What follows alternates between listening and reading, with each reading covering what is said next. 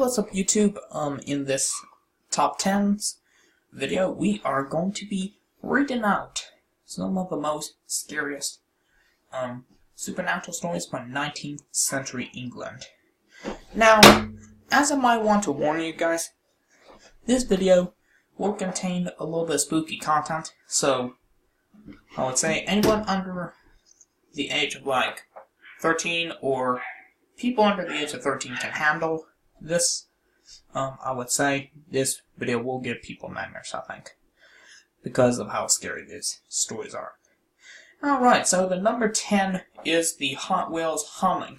Back in August of 1831 in the United Kingdom, a retired lawyer, his daughter, and 3 servants moved into an old house known as Hot Wheels near the city of Bristol, England. Less than 2 weeks later, 2 of the servants left, complaining that the house was haunted by a phantom black dog and a large ape. Now, they also heard frightening noises in the attic and courtyard, as though people were being beaten and strangled to death.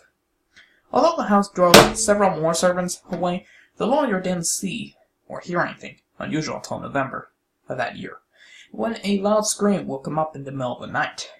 The scream came from above on the roof, and then he heard the sounds of 20 or 30 men ripping off the roof tiles and throwing it to the garden.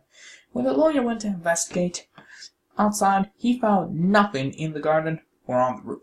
After a few more incidents like this, the lawyer decided to sell the house in 1832. The subsequent owners were also experienced trouble, however, and the house was then torn down. So, results, you'll never want to find the house ever again. Number 9 is the Ghost of Annie Boleyn. The infamous Tower of London is said to be one of England's most haunted places ever. No, that was absolutely true.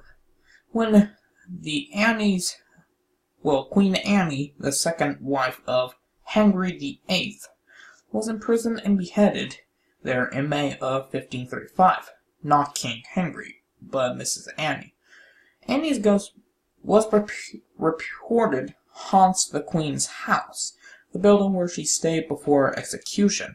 Now, this really happened in 1864, when a guardsman at the Queen's house, Queen Victoria's house, encountered a floating white figure that might possibly have been Annie's spirit. The figure materialized out of the middle of nowhere, and when the guard pierced him with a bayonet, continued to float. This scared the guard so badly that he fainted out to death, and he was later found unconscious by a superior. For allegedly sleeping on duty, the guardsman was materialized.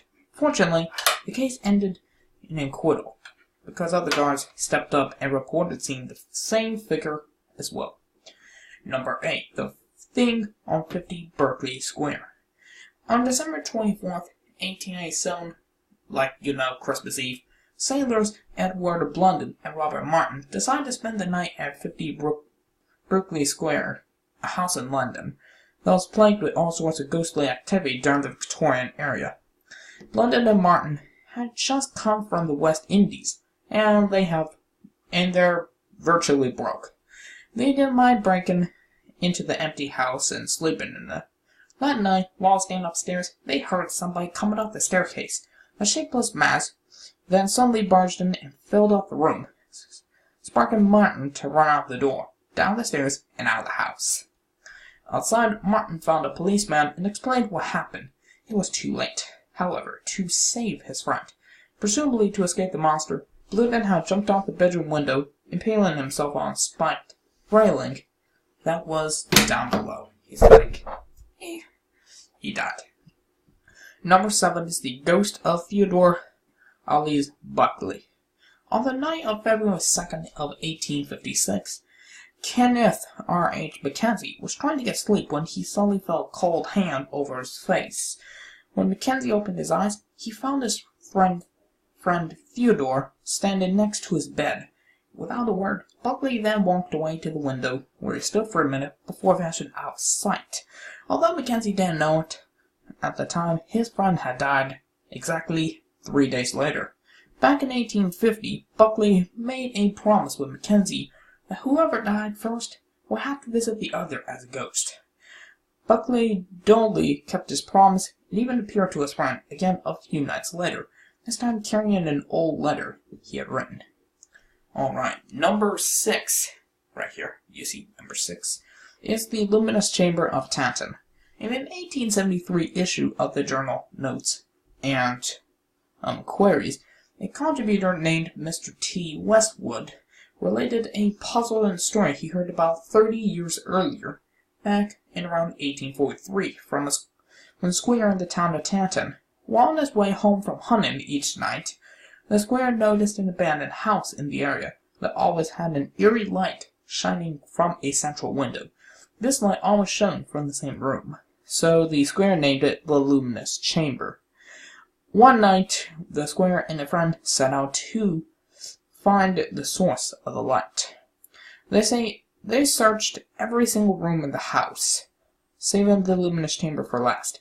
When they finally opened the door to the illuminated room, they were shocked to find only a few pieces of furniture. The light seemed to be naturally dimly casting itself over every single spot of the room in equal measure. After the two friends left, the old caretaker who let them inside said that family that owned the building never really used that room at all. He believed that there were any ghosts, but that the light was inherent to the room. Number 5 is the ghost of Darling Station. Now, on a winter night in 1890, get it 1890, a night watchman at a Darlington train station in James Durham went down into the porter's cellar to take a rest and have a nice little snack. While Durham was warming himself up in front of the fireplace, a man dressed in old-fashioned clothes walked into the room with a black retriever. The man smiled at Durham, and without warning, punched him right in the face. Durham tried punching the stranger back, but this fist went right through the man's body. The man called for his retriever, and the dog bit Durham in the calf. He and the dog then walked off into the room where they had entered. Even though the room had no other exit, Durham found it empty when he followed after his attackers. Over the next few weeks, Durham's story spread across town. An elderly man named Edward Pace was especially interested and invited Durham over to his house. He told Durham that a worker at the station committed suicide with a gun some years ago. Probably either a gun or a knife, I don't know. But not only did the worker match Durham's description of the ghost, but he also had a black retriever with him. So, yeah, it's probably him. Number 4, the pig-faced lady of Manchester Square. In the winter of 1814, rumors spread across London of a pig-faced lady who lived with her family in the city's Grosvenor Square. A crowd of Londoners supposedly chased the woman while she was out riding in her carriage, and a young man named Sir William Elliot even claimed to have been attacked by her. By February of 1815, the story attracted the attention of the Times, which felt the need to comment on it after a man had asked the paper to run an advertisement seeking the lady's hand in marriage. The Times' spectacle of the woman's existence lamented that our rural friends hardly know what idiots London contains. So, yeah. Basically, you'll never find the pig-faced lady. That was back when Napoleon was falling down. Like, there you go. He's dead. Well, he didn't die in 1815. Just want to let you know he got defeated. Just a little bit of excess information. Number 3 is the ghost of William Field. In 1804, wheelwright William Field hanged himself in the village of South Morton. For more than 40 years, Field's ghost haunted the area near his barn, terrifying the villagers. By 1850, a group of 11 clergymen had enough and decided to exorcise the ghost.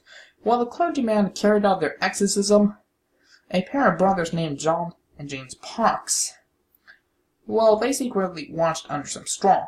Before being exorcised, Field's ghost asked that it be given either a nearby rooster or the 2 mice under the straw. Luckily, the clergyman gave away the rooster and then chased Field into a pond. To ensure that the ghost stayed there, They also somehow drove a stake into him to hold him in place, like staking it into the heart, literally. All right, number 2 is the kissing ghost. That kissing of Renishaw Hall. In 1885, Sir George Resby Sidwell celebrated his 25th birthday with a party at his ancestral home, Renishaw Hall, or as to say, Renishaw Hall. After trying to sleep in her room, one female guest complained to Sidwell that she felt like something cold was kissing her in bed. Sidwell didn't take the grievance very seriously, but his friend Mr. Turnbull did. According to Turnbull, another woman who stayed in the room a few years earlier also received cold, invisible kisses. Sidwell was a notorious skeptic, having once debunked a shaman's, earning him media praise. He dismissed ghosts as hallucinations and further doubted his guest's experience because she was a woman. Amazingly, sometime after the party, an empty coffin was found underneath the floorboard of the haunted guest room. Who the coffin was for, and why it was buried there, is a mystery. Yeah, mystery, alright. Although some claim it belonged to a boy who drowned in the 1700s.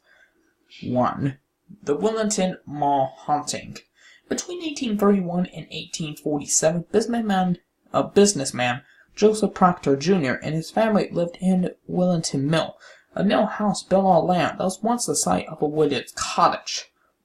The first few years were ordinary enough, but in 1835, the Proctors and their servants began to hear unexplicable footsteps pacing across an empty room above their mystery. Other strange noises like knocks, ringing bells, and voices could seem to be heard all over the house. Nobody in the house was spared from the haunting. The children's beds not only shook, but were circled around by invisible footsteps at night. One of the girls reported seeing this dismembered head of an old woman staring at her in bed, while another saw a woman without any eyes sit down on her mother's bed. The number of other apparitions seen at the actor's house was seemingly endless. A large white cat that walked into a furnace, a ghost who stared at neighbors through an upper-story window, and a dancing handkerchief-like object that flew outside the home, were among few of the ghosts spotted by the Proctors and their friends and visitors. Anyway, guys, that is the crazy supernatural stories. All of these are 100% true. These are not lies or rumors or anything like that. Alright, guys. So, what do you think is the... So, how do you like this top 10? Alright, let us know in the comments what top 10 we should make next. Don't forget to subscribe to my channel, like this video, and see you guys next time in another awesome Lalone Top 10's production. Take care.